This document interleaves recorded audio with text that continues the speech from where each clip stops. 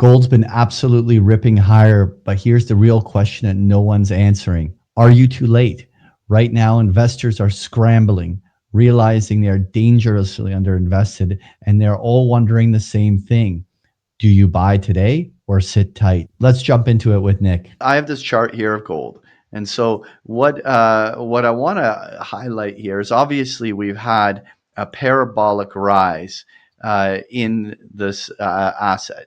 And so it's been moving, but this chart doesn't even show the true parabolic rise. Like when I put this on a weekly chart, or even better, a monthly chart, and just really look at what's happened over the last 20 years, you can just see the slope of this rise coming in right at the tail end, which is gold's been on fire and it's been making a lot of money. And there's an increasingly large amount of people that are like, oh, it's going to be a top, it's going to be end soon.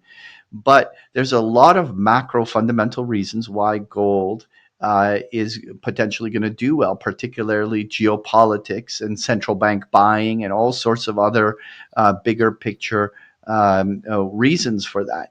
Now, Nick, what I wanted to share with all of our listeners is, well, what do you do?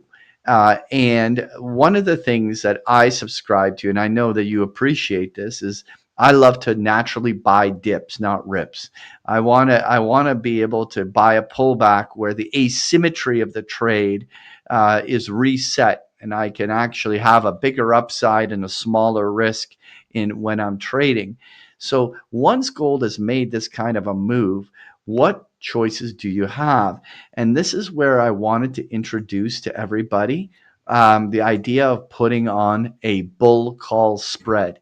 Now, some people listening may not be familiar with options, but essentially what we're doing is buying an option spread that is giving us upside participation for a limited risk.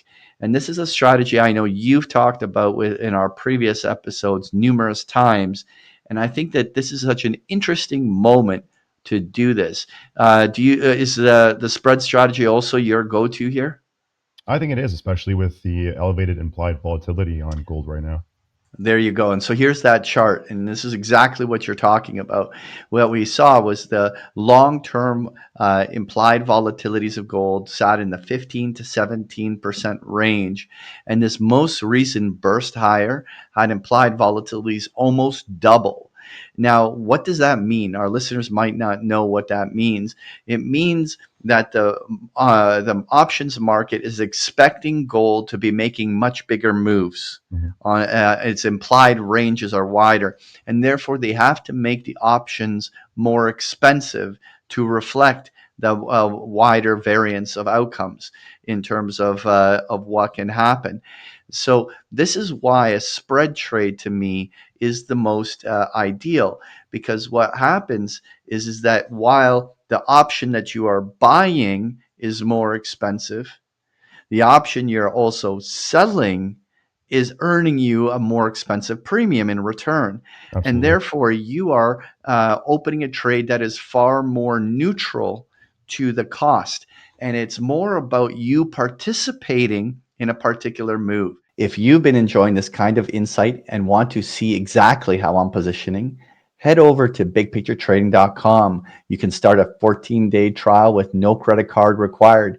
You'll get full access to the research, the trade setups, and most importantly, you'll see what we're doing in the markets right now. It's free to try, easy to cancel, no pressure. Just come check out and see if it helps you trading. So, Nick, let's look at the GLD. So, this is the gold chart. So, GLD is the exchange traded fund for gold. And so, and this is the most common way retail investors can access the gold market by buying this ETF. It's currently trading at $305 after that big rip.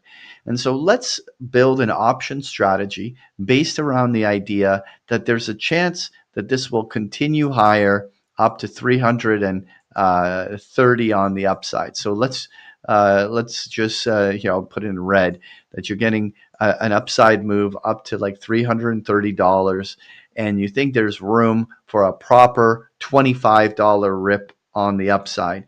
Now, of course, someone can just physically buy the shares, but when you have gold at an elevated level like this, well, you might have a $25 upside, but if you get caught in a correction, you might have a $25 downside. The asymmetry of the opportunity is far more balanced.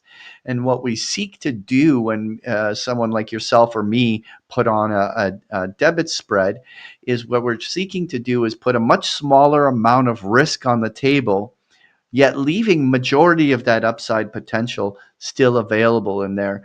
Is that the way you also approach your debit spread trading?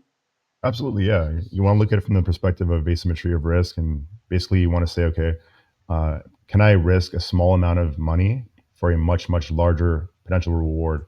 Versus if you buy an asset like, for example, GLD, you're buying it for 305. Let's say it corrects back down to 290, for example. You're Right, down 15 points overall. But in right. using a call spread, you might risk, for example, $2 to make $8, or you might risk $4 to make $16. Whatever permutation you Yeah. choose of a call spread, for example. So here, what we have on our screen is essentially a $310 strike call option, and creating a spread up to 330. So what we're doing here is we're carving out a sliver of participation. We say we want to buy the upside participation of gold between for $20, the difference between 310 up to 330. So I'm just going to, for the purposes of rounding, to keep it very simple for our listener, say, well, okay, it's $8 roughly to buy the call. And let's say here you're getting close to $3 for selling the call. So Mhm. net, we're talking just over a $5 cost. And therefore, for every 100 shares you're trying to control, a $500 outlay. So, any one of our listeners would put $500 into this trade. But if gold in between now and the June 20th expiration was to rise to 330, that $5 outlay would now be worth the $20 of intrinsic value that was attained in the spread, making, 300% return Yes. on the capital risk.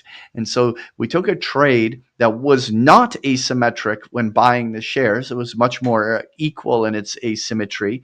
And now we turned it with an options trade into asymmetry, and actually created a small risk, big return potential trade on that. Any thoughts or ways that you would do that differently? No, that's pretty correct. I would just say right now that given the implied move on GLD right now for that June 20th OPEX, you're looking out 52 days roughly. And the idea here is that the market is saying we expect GLD to move up or down by 20 points by that June OPEX. Yeah, So it can either go up, from current price of 305 to 325, or it could also fall down to, for example, 285, right? In the case of buying the stock, you would be down $20 per yeah, share. In the case of the option, you would only be down about $4 or $5 per contract, or per spread rather, exactly. which is where the asymmetry of risk resides. So, just to conclude this for all of the listeners to understand, what our goal here is to say, well, gold is hot, and we want to participate if it continues to be hot. We want to have skin in the game, so that way you're not suffering this FOMO, this fear of missing out, that this thing keeps going up and I'm not in. The spread allows you to have skin in the game and allows you to make some money if gold continues to go higher. But now, to buy the GLD shares, which cost 100 shares would, let's say, cost you 30 grand, Mhm. you can have the majority of your money sitting in cash. And if gold pulls back, you might lose the money on the spread, but then you get to use all your money to buy that 100 shares of the gold mine, not gold miners, but on the GLD Mhm. at a more favorable price. And so you sort of are buying a short-term participation while waiting for that long-term tactical moment to get in on the gold on an opportunity that almost always comes, which is some profit-taking cycle that kicks in and gold goes through a little bit of a correction. And then you can act on actually buying a bigger, longer term position. Any closing thought? No, I would just say, and let's say, for example, as you said, GLD pulls back by like 20, 30 points, right? You might lose that $5 on the option contracts, or maybe a little bit less if you cut your loss early. But then you can get in at a much more favorable entry price because it's already pulled back. Yeah. Listen, on the next episode, what we should do is talk about the long-term positioning of gold using long-term options as opposed to just simply a short-term spread. So maybe we'll do that in the next episode. Thanks, Absolutely. everyone, for tuning in. Thanks, guys. Take care.